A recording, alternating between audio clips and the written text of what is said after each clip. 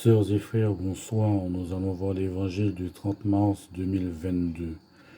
Évangile de Jésus-Christ selon Saint Jean.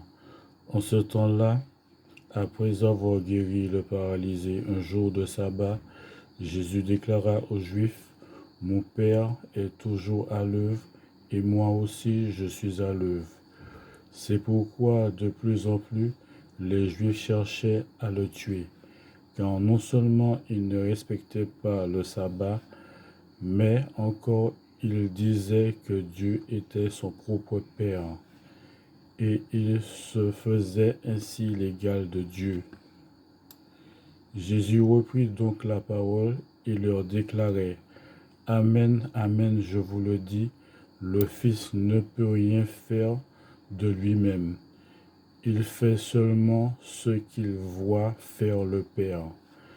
Ce que fait celui-ci, le Fils le fait pareillement, car le Père aime le Fils et lui montre tout ce qu'il fait. Il lui montrera des œuvres plus grandes encore, si bien que vous serez dans l'étonnement. Comme le Père en effet relève les morts et les fait vivre, ainsi le Fils lui aussi fait vivre qui il veut, car le Père ne juge personne.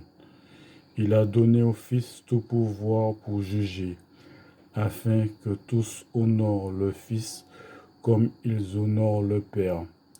Celui qui ne rend pas honneur au Fils ne rend pas non plus honneur au Père qui l'a envoyé.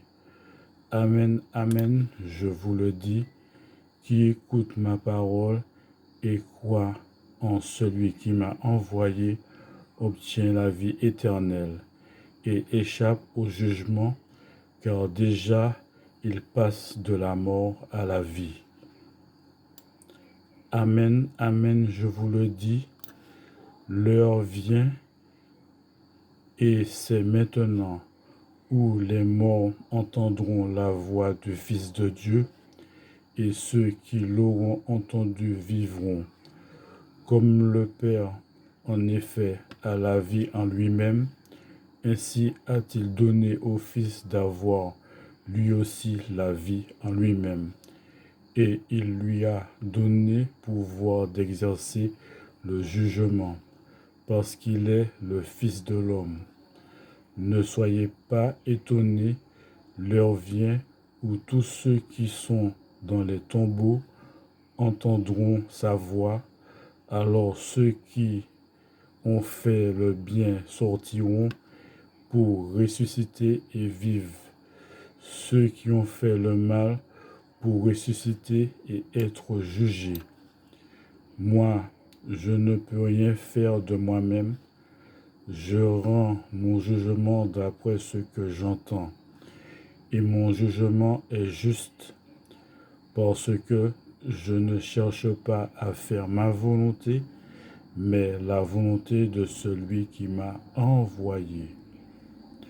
Acclamons la parole de Dieu.